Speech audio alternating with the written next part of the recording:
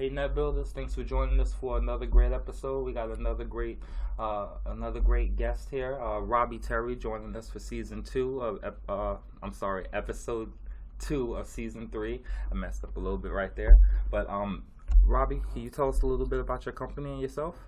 Yeah, so I'm a native to the Pacific Northwest, third generation Pacific Northwest. My folks moved here. They were refugees from the South during Jim Crow, from Arkansas and Mississippi. Grandpa grew up in LeGrand, was born in Pine Bluff, Arkansas, and grew up in LeGrand, Oregon. Came here after he served in World War II to go to school. Graduated from the University of Washington. Became the first African American man to teach in the state of Washington. Oh, wow. And he was the president and chancellor of Seattle Central Community College up there for a while in the 80s. So that's my gramps. And then my grandma was the first African American nurse to graduate from Seattle University. So my roots in the Pacific Northwest are, there's a lot of trailblazers in my family. That being said, so third generation PNWer. I live in between here and Los Angeles now, and I've lived in different parts of the country. So I'm here right now in Tacoma, and I just like to say that I'm from the PNW. I've never heard that term, PNWers. I've never heard that term. I like that. Yeah. I like that. So tell us a little bit about, because where our offices are right next door to each other. We walk by each other all the time, and he showed me one of the shirts he makes, Tubman shirts. So you tell us a little bit about that. I think that's a good place to start. Right. Yeah. So a few years back, I had an apartment in Los Angeles in my late 20s.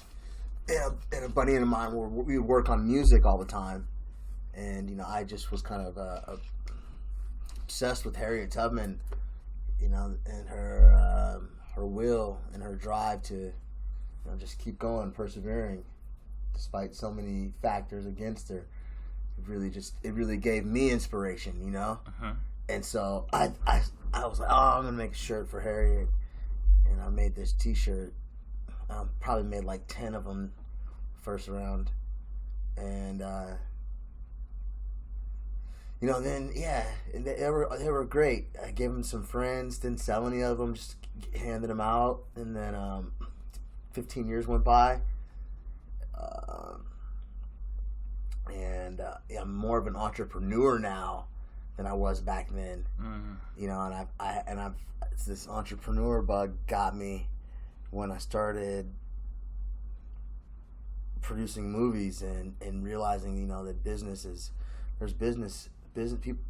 are born, people start businesses, right? So I decided to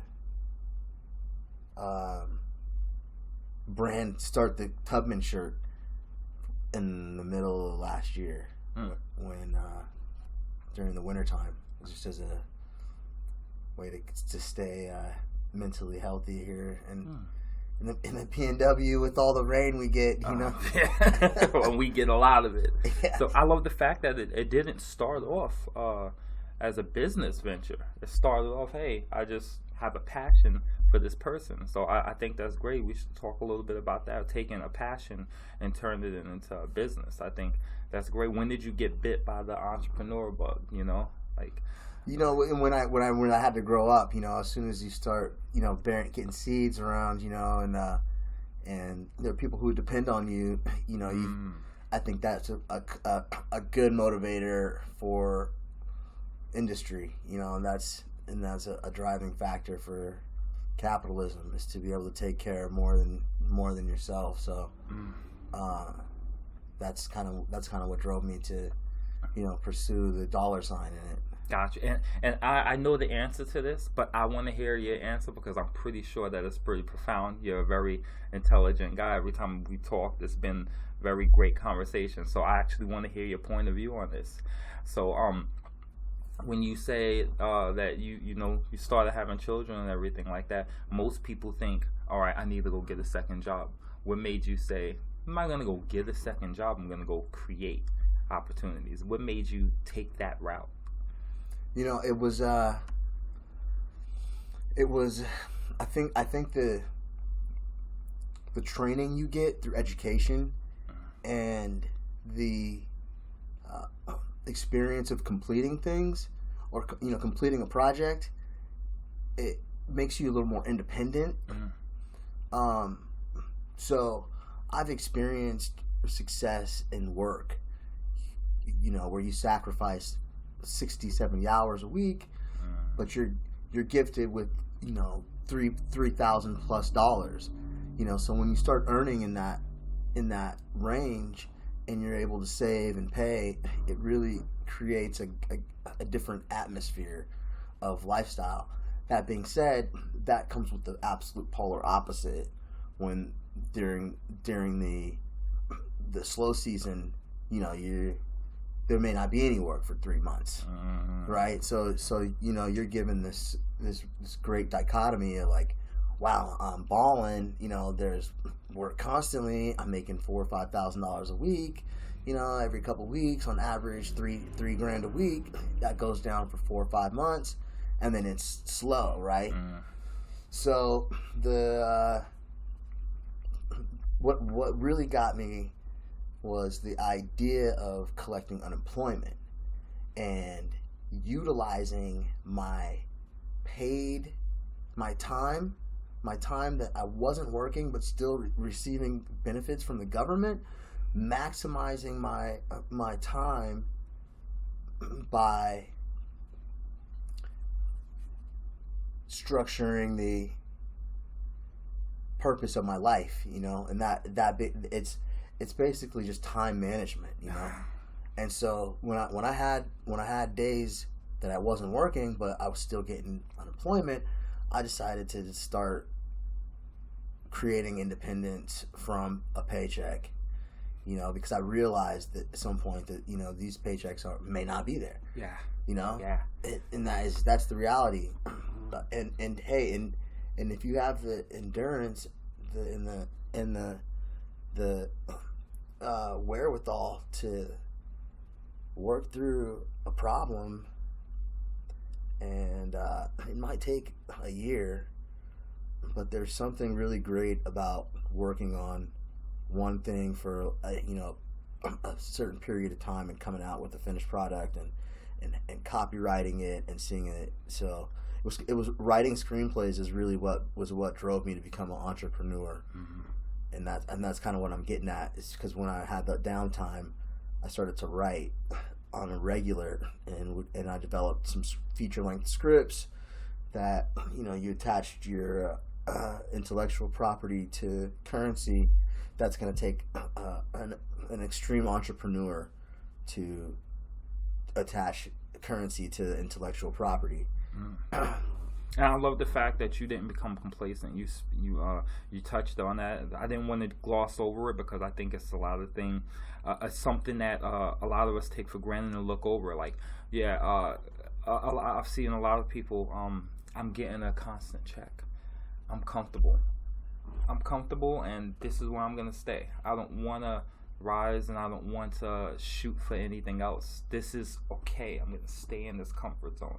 But you took that opportunity and said, okay, I have this comfort, but I want more. You didn't allow the comfort to just keep you in one place, and I think that's great, and I think that's a lesson that we could all learn. So I hope you guys on behind that camera are paying attention. That's actually a really, really great point that you brought up there. And just to drive it in, man, there's a lot of sacrifice goes along with it. There's, it isn't for the faint-hearted, There's been times where the struggle is real. I practically, was homeless for years on end. Living in and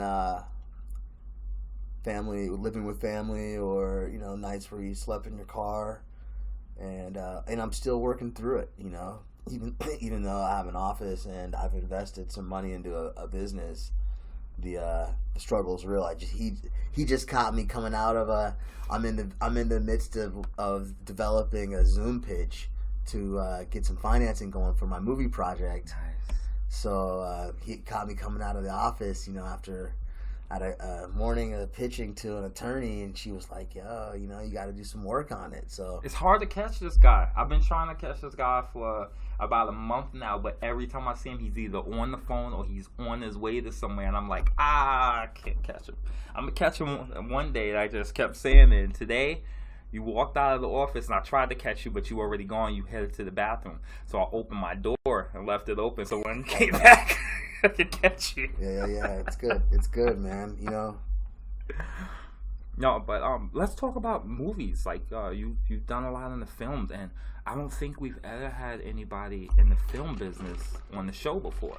So I think that's it's a rough industry, and I'm 20 years into it, and I got real blessed with some connections in Los Angeles, and got into a union down there, so was working on the studio lots in my late 20s, and now and that's where I just had this. All my dreams were. Things were happening, man. Like manifestation. The mind is really powerful, and I'll give you a good little story. So cinematography is really important to filmmaking, and it was just something that I gravitated towards, and it was a real catalyst to my studies. Anyway, there was one cinematographer who I idolized, and his name is Malik Saeed, and he shot the movie Belly. And he was Hype Williams' like #1 DP, and so this guy just had a real incredible look and edge, and on top of that, he was extremely successful. He was balling. So anyway, I moved to LA, and within a month of being there, I was in his circle. I had somehow just got to the circle, and within a month I was working with him. And I was like, yo, this is incredible. And then that same circle sort of grandfathered me into a union there where I've been blessed with decent wages and things for 15 years now. That being said, it's a very turbulent industry where you could have a really fruitful year, and then a fruitful 5 years, and then you might be average for a few. So that's what really drove me to become an entrepreneur, was like having the film industry where you'll be really busy, and then you just have all this free time, and it's like I think they say idle time is the devil's best friend. Yes. Couldn't be truer. So you could really get yourself in trouble with the amount of free time you get. It's with projects, this is so just imagine using the devil during your idle time to create, and putting that energy into creating things. I think that's a good way for entrepreneurs to look at the drive, Yeah, and I love how much you speak on time management, because that's another thing that us as entrepreneurs take for granted. Like, we don't understand. I mean, and I always break it down to all of my clients. Everybody's given 24 hours, 1,440 minutes a day, 86,400 seconds a day. You can break it down further than that, but everybody gets the same amount of time every day. And I love the way that you choose to use it, because a lot of my clients, I have to tell, I'll call them and I'll just check up on them. Hey, what are you doing? No, I'm just watching this show. Watching a show? What are you watching? What do you watch? Oh, I'm watching Housewives of what? Like, you just we came up with a project. We came up with a timeline. We're behind on the timeline, but you have time to watch Housewives or whatever. Yeah. What's going on? Yeah, You know yeah. what I mean? So I love the fact that you touch on time management, and you run right now 3 businesses. That's right. Yeah. I got 3 companies going. I consider my movie project Paranormal Raptivity. That's a business. Mm-hmm. And if you go to www.paranormalraptivity, I've got a feature that I wrote that we've been working on financing since before the pandemic. And they say making a film is like harder than becoming a doctor.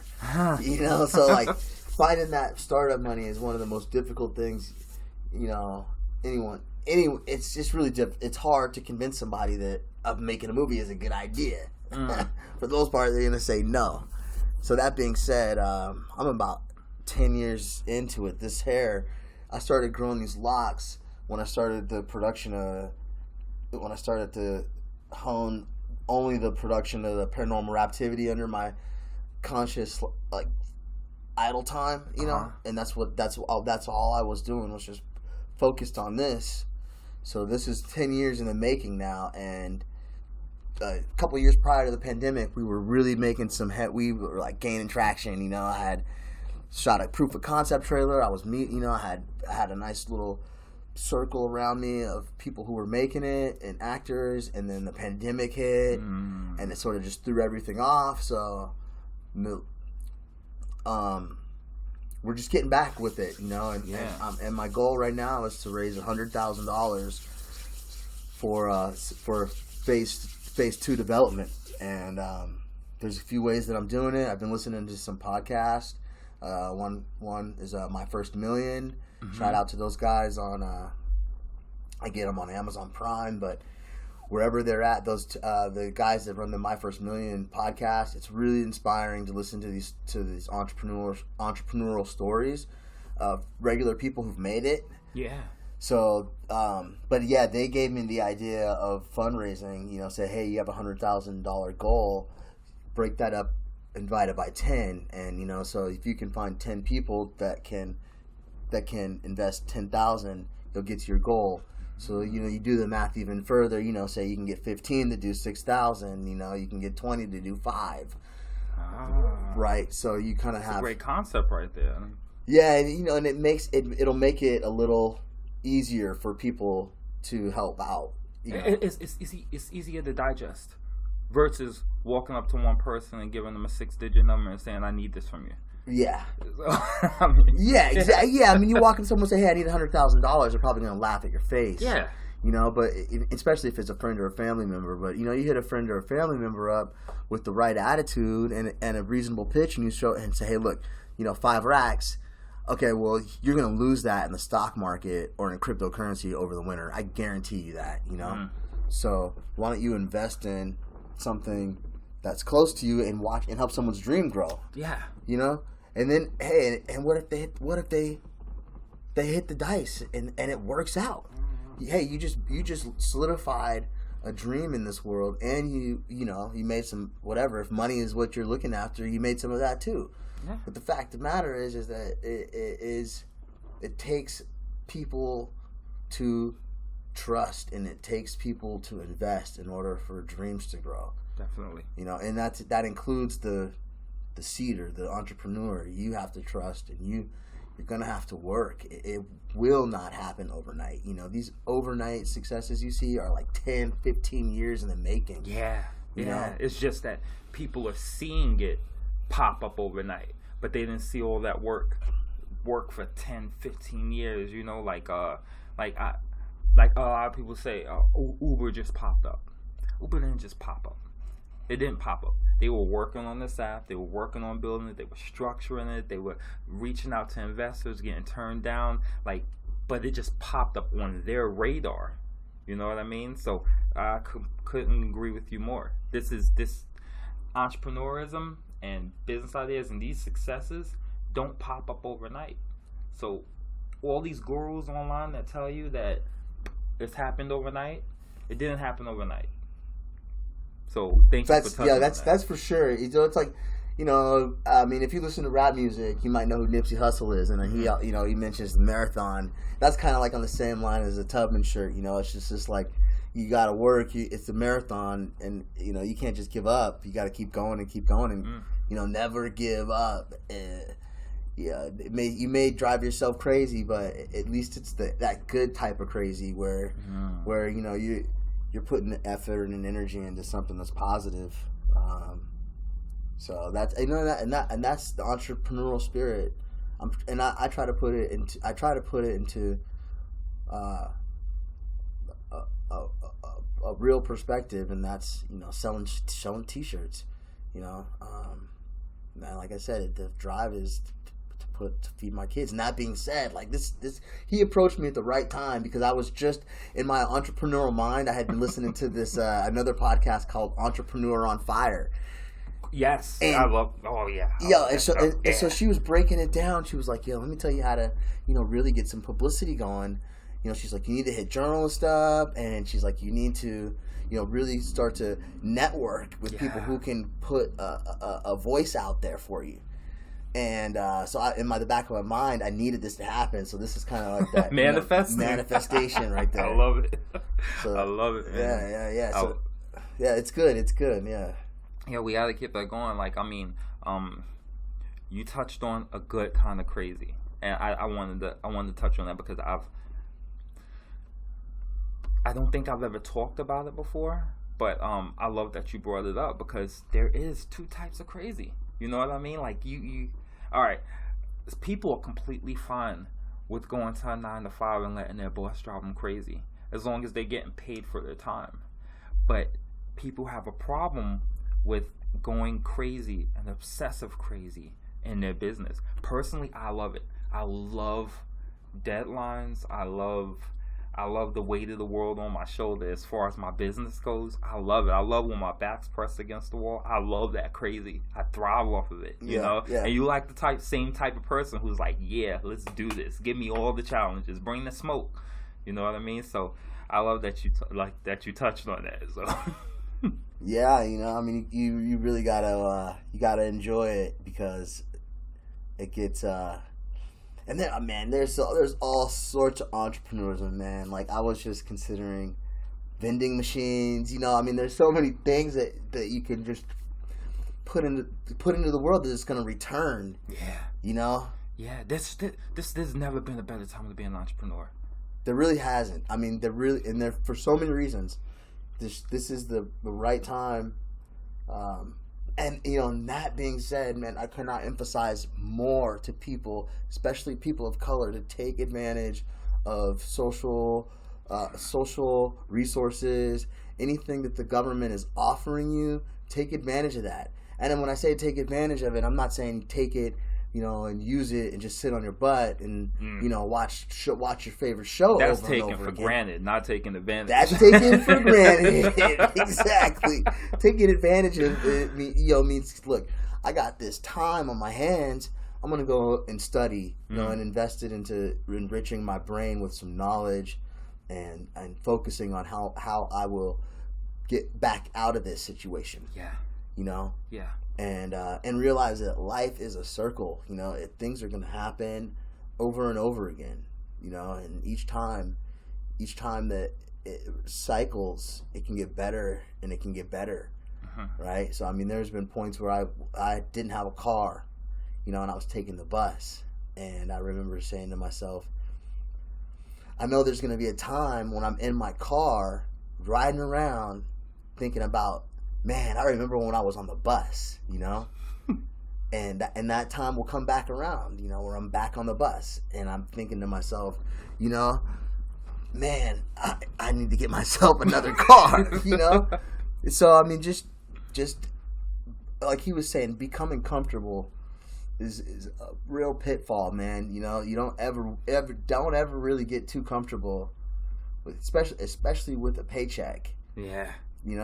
There's a few lucky people out there who manage to keep the same job for 40, or unlucky people, for 40, 30, 40 years. Depends on how you look at it. But that's rare, Yeah. So just always have that. Always have. There's so many opportunities right now. You know, you don't have to have a lot of money to start a business at all. That is. Thank you for clearing that misconception up. So many people think, I don't have the money for this, or I don't have the money for that. But if you really look at it, you can walk up to that same person, LLC, get an LLC license here in Washington. We'll be looking at about $250. Yeah. In total, including the business license, which is about $15 in a 2-week wait. You know, or even just the EIN, which is free. Go on irs.gov, fill it out, and they'll give you your EIN within the next 2 seconds. You'll get it online. But that same person who says that's too expensive will easily go and buy a liability like a pair of Jordans for $300. Yeah. I think that's crazy. Yeah. That baffles me all the time. I'm so vexed on that concept. Yeah. Yeah, and I mean, it's just really being able to identify assets versus liabilities, you know, and I mean, there's so many ways to start to get money without having any money, but I mean, the best way to start is to go and get a job. Yeah, I'm gonna be real. Like that is, every entrepreneur needs one job at least, you know. So I agree. I completely agree, and a lot of them think that. A lot of them think that, or a lot of people feel that they're not completely free. Well, let me rephrase that because I'm gonna shoot myself in the foot with that statement. So that being an entrepreneur means that you don't work, you don't have a 9-to-5.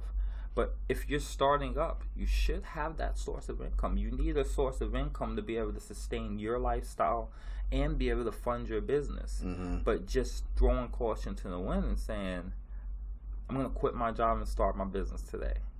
You're setting yourself up for failure in every single way. Oh yeah. You know? Oh yeah. That's real. That's a real definite fail.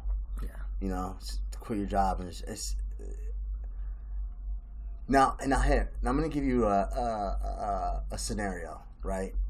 And this is for the younger cats out there that can still, you know, accomplish something like this. Mm-hmm. You know, say you got a direction that you want to go. You know, you have a dream or something that you're looking after, right? And you're here in the PNW. You know, reach out to the community and utilize some of these resources they have. You know, you can sustain yourself here for a half a year.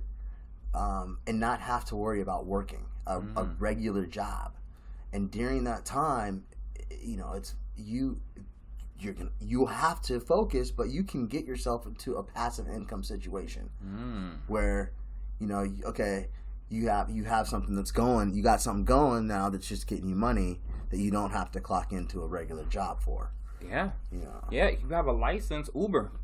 There you go. Instacart. Like there's not a better time to be an entrepreneur. Like our parents, they didn't have these opportunities. They were like, they had to go get a job. You had to work like all the time. Like we can open a business and do all of our promotion online.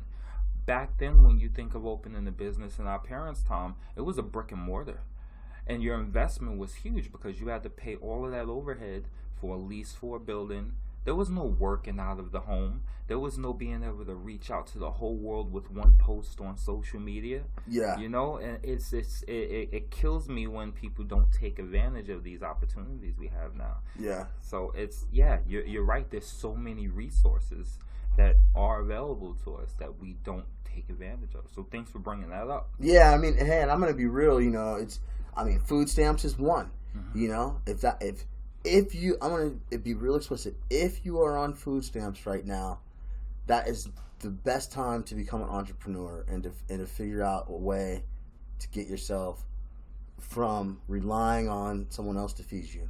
Yeah. You know? Good point. Yeah.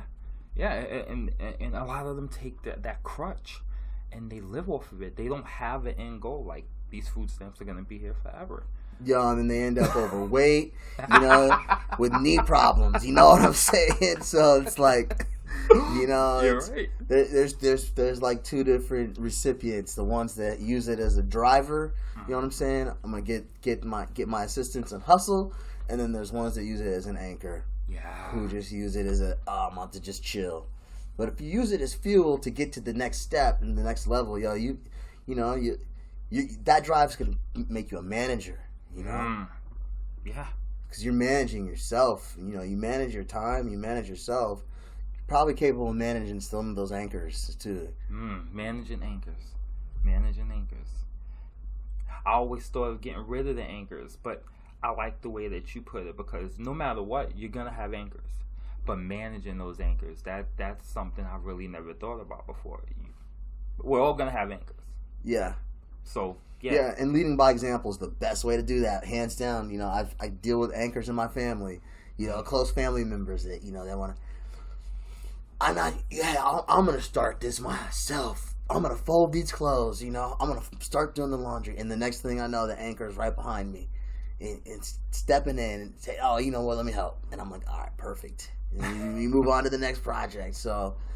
You know, it's just a matter of the way you look at things, because it's easy to get frustrated, and it's easy to get yourself into a stressful, an anxious situation. You know, so that's just be easy, and you know, just always stay focused on some goal. And I know sometimes it's hard to get away. Trust me. That's why I'm always in and out, you know, because it's like this is my escape. But I'll be on some other grind for a while. And when I come in, I just try to make conscious strides to get to the next step, you know, and really manage that time. Like I just had that meeting with my attorney buddy, a good friend of mine, and you know, she at the end of it, she was like, "So what do you expect from me right now?" You know, she was like, "Are you expecting me to give you money?" She's like, "Because I don't have any money to give you, you know." And I mean, in my heart, I was like, "Yeah, it would be great if you said, 'Hey, I've got your back,' you know, let me write the $100,000 check right now." But that's not what she was saying. So she said, "Let me give you some criticism," and I'm not gonna say, you know, I wasn't like a little bit emotionally hurt that she didn't say yes, but hey, that's part of being an entrepreneur. You're gonna hear a lot of no's. Each no brings you closer to that, yes. And time is money, so I said, okay, yeah, let me hear what you have to say, you know? So bam, she broke it down, and I'm in there right now working on the things that she told me to do, you know? And that's how things get better. Taking constructive criticism, actually separating your emotion from it, and taking it and putting it into action. That's something that we do not take very well. A lot of entrepreneurs today don't take criticism very well. They take it as an attack toward them, instead of taking it like, "Hey, thank you for taking the time to give me that criticism. Let me apply it. Let me pull my emotion and pride out of it, my ego out of it. Let me take what you just said and let me put it into action." You know? So, yeah. You're a big man for that, because a lot of people can't do that. You know, and you always have to value people's time and their minds, you know, because time is expensive. Some people are getting paid thousands of dollars an hour out here to criticize things, you know. So if you have someone who's willing to give you their honest criticism, and like you said, it's hard. Read a book called The Four Agreements, great by book. Don Miguel, and he talks about taking things personal. And it'll help your magic. You know, I've been talking about Toltec magic to people around me recently. You know, people who need to learn the value of what it means to be impeccable with your word. You know, and the value that it instills for the community is essential for growth. You know, without that impeccability, people can't count on you. You know, and if you cannot count on somebody, that is the most stress and anxiety creation ever. Yes, you're right. If you're not consistent within your business or even at a job, this guy does great work. He does great work, but why are we firing him? He does great work, but he's only here once a month. Right? It's the same for your business. You have a great product, but you only show up for your business once a month. You see you. Well, you see, people aren't going to buy from you. People aren't going to buy your product or service. You have a great service, but you're never in your office, or I can never get in touch with you, or I call you for your service. You give the best massage in the world, but I can only get in touch with you once a year. I'm going to find somebody else with probably less quality, but at least you're consistent. Yeah. And that consistency rides on all sorts of levels, so trust me, forgiving people is really big too. But when it comes to business, most of the time you only get one chance, and I've recently experienced this because the other side of my hustle is I've got a bunch of cameras and a pretty good knowledge of how to use them. So I've been using that as a means to create some income and renting the cameras out to events, and going to operating them. So, but recently I took a job and the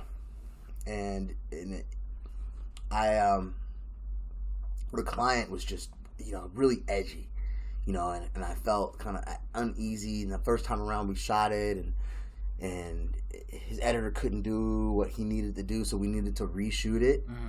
And so, as someone who's like, time is money, I was like, man, he wants me to come and reshoot this thing for free, And I was like, I can't. He's like, whose fault is this? My fault or the editor's fault? Anyway, I showed up, and this is a perfect example of why it is important to just be consistent. And I showed up, and my attitude, everything was off about that day. Anyway, the end of the story is that we learned a lot of lessons, and he ultimately did not get what he wanted out of the deal.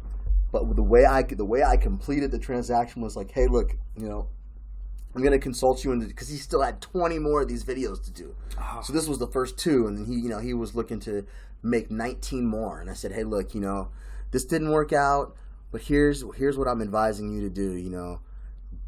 Set it up like I set it up, and use your own material and do it yourself.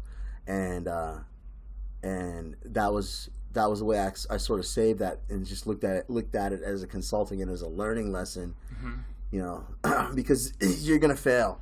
It is inevitable. Failure is inevitable, and it's just how you persevere over those failures. And sometimes how there is a portion of it that is it's charisma. How you gotta have some wit about you. Because say something doesn't go your way. You can't, a variable that you cannot control.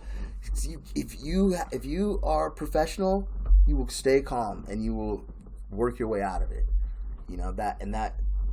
That is a big variable when it comes to business, is try not to burn any bridges. Because you never know. You really don't. And sometimes you feel like you might want to burn that bridge with somebody. Trust me, I've been there. But it takes a bigger person to just swallow their pride and admit to screwing up and making it better.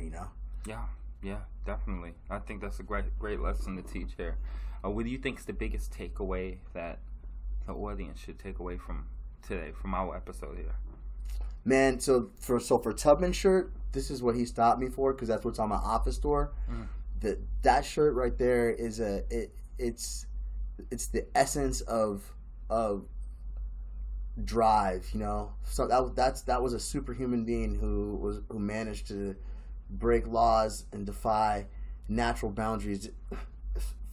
So if this episode gives you anything, it's that energy to do something that you might not think that you can do. Mm-hmm.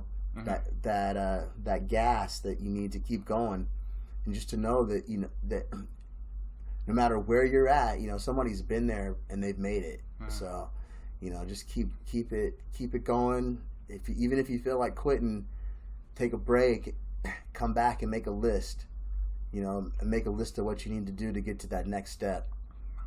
I like that. Can you tell the audience where they can find you, how they can order some of those Tubman shirts, and where they could, if they wanted to invest, how would they reach out to you? Right, yeah. So if you go to tubmanshirt.com, you can find our website there, and you can order through that website. You can also find us on Instagram at Tubman Shirt, and you can find us on Facebook at Tubman Shirt. If you're on Instagram, reach out to me, holler at me in my DM, mention that you heard about me over the show, and you never know what happens, man. I may throw you a shirt, throw a shirt your direction. That's what I'm talking about. That's what we get the exclusive here. It's just a big network. And then if you're interested in the movie, go and visit www.paranormalraptivity.com. This is a huge ROI. There's a lot of opportunity here. We already have vested partners who are social media influencers, mega social media influencers. I'm invested into the project right now. I've got about $40K capital just waiting in escrow for the other 60 to show up, so we can go get these contracts signed, so we can get ourselves to $250,000 in order to get into stage 3 development, which is production. That's what I'm talking about. And just before we jump out of here, I'm going to give everyone an idea of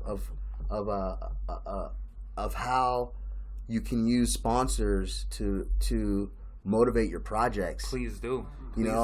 So this is a bridge. There's something called a bridge loan that I've just been learning about, and if you have a project that you need funding for, think about who you are attaching to it.